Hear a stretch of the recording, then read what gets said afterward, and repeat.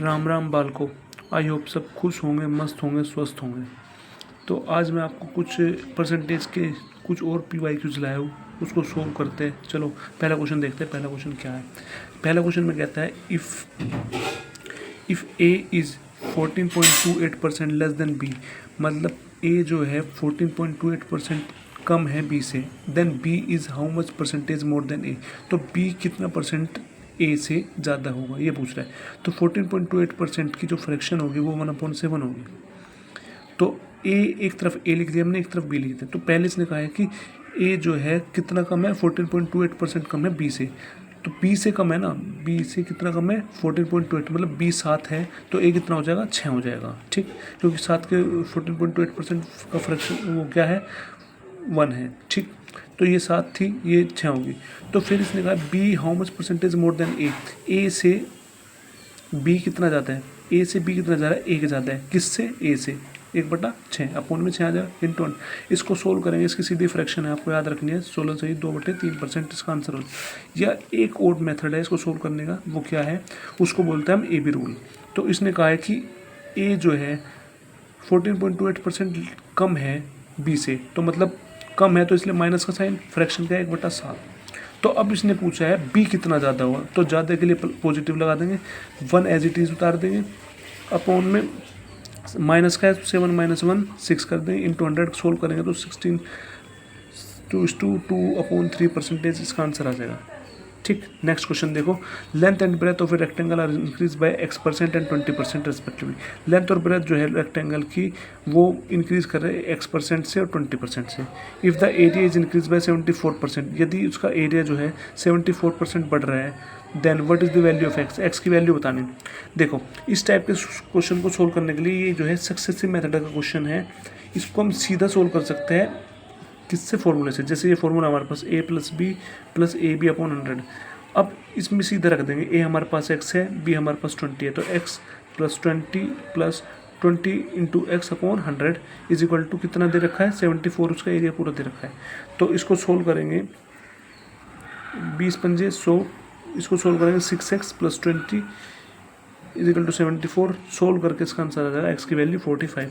ठीक है, नेक्स्ट क्या बोलता है, नेक्स्ट बोलता है कि 30% of A is equal to 50% of K। 30% of A बराबर है 50% ऑफ K के। If K is 72% then K 72% है, तो what is the value of 15% of A, हमें वैल्यू बताने की इसकी 15% ऑफ A की। अब एक चीज़ देखो, 30% बोला, 30% के फ्रैक्शन क्या होते हैं, 3/10 into A is equal to किसके बराबर है, 50% ऑफ K के। 50% की वैल्यू होती है 1/2 इंटू K, तो 3/10 into A is equal to 1/2, K की वैल्यू रखी 72, 2 से काट दो 36 बन गया। तो यहाँ से A है, ये डिवाइड में उधर जाके मल्टीप्लाई में हो जाएगा, ये मल्टीप्लाई में उधर जाके डिवाइड में हो जाएगा, तो क्या बन गया 36 इंटू 10/3, 3 से कट जाएगा 3 12 जा, तो आंसर आ गया A की वैल्यू 120।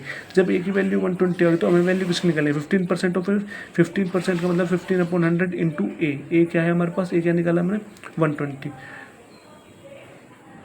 तो 120 रख के सोल्व करेंगे, इसका आंसर आ जाएगा आपको। ठीक है, इसका आंसर क्या आएगा, जैसे 120 है, 5 × 15, 5 × 20 जा 20 छक, तो कितना बन गया, 18% बन गया इसका आंसर। ठीक है, आई होप ये समझ में आया होगा आपके।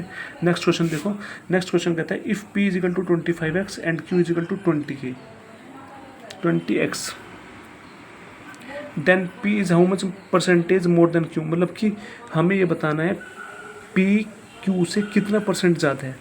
P तो 25x है, Q 20x है, तो हमसे कह रहा है Q से, मतलब P is how much percent more than Q, Q से कितना ज़्यादा है, Q से कितना ज़्यादा है, ये Q 20x है, ये 25x है, तो कितना ज़्यादा है, 5x ज़्यादा है, किससे, Q से, तो अपोन में 20x आ जाएगा इंटू 100, 5x से 20x कट जाएगा, 5x इंटू 4, तो 1/4 आ गया, 1/4, 4 से 100 कट जाएगा 25 से, तो 25% इसका आंसर आ गया। ठीक, नेक्स्ट क्वेश्चन,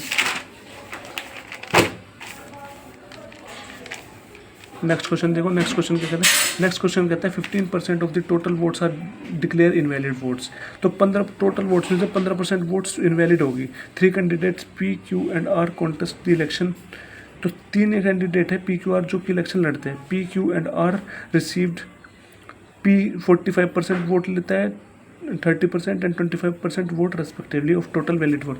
मतलब इसने बताया जो P जो है 45% वोट लेता है अपनी वैलिड वोट्स का, Q लेता है 30% वोट वैलिड वोट का, और R लेता है 25% अपनी वैलिड वोट्स का, total valid votes. If total number of votes are 1600, मतलब मान के इसमें दे रखा है टोटल वोट्स तो हमारे पास 1600, then the R received how much votes less than P। तो इसने बताया है कि P से R ने कितनी कम वोट ली। ठीक है, P से जो है R ने कितने कम वोट लिए बताना है। तो अपनी तरफ से देखो, क्या सबसे पहले मान लेंगे टोटल वोट्स है हमारे पास 100, टोटल वोट 100 है तो 15% वोट इनवैलिड होगी, तो 100 को 15% 15, तो वैलिड वोट्स कितने होगी 85 होगी, सिंपल सी बात है। तो फिर इसने बोला P जो है कितने वोट देता है 45% वैलिड वोट्स का, P 45% देता है, तो 45 क्या लिख देंगे 45/100, वैलिड वोट कितने हैं 85। तो इसको सोल्व करेंगे, 5 20 जा 5 5 5 17 जा 5 चौक 5 9, तो ये बन गया 9 × 17/4। इसको सोल्व करेंगे, इसको सोल्व करने के बाद इसका आंसर आ जाएगा 38.25। ठीक, ऐसे ही फिर इसने 30% वोट्स है वैलिड वोट्स के, 30% क्यू को मिली है।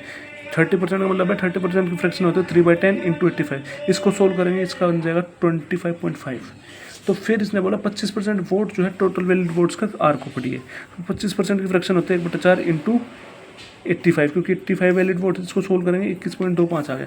अब इस क्वेश्चन में ये बोला गया है कि टोटल नंबर ऑफ वोट 1600 है, तो टोटल नंबर ऑफ वोट्स हमने तो मानी थी 100, और इस क्वेश्चन में दे रखी है 1600, तो 100 यूनिट किसके बराबर होगी 1600 के, तो 1 यूनिट 1600/100। तो क्वेश्चन में बोला है if total then R received how much votes less than P। तो आर ने P से कितनी कम वोट ली, P से कितनी कम ली, तो P से कम लेने का मतलब है P ने 38.25 ली, R ने ली 21.25।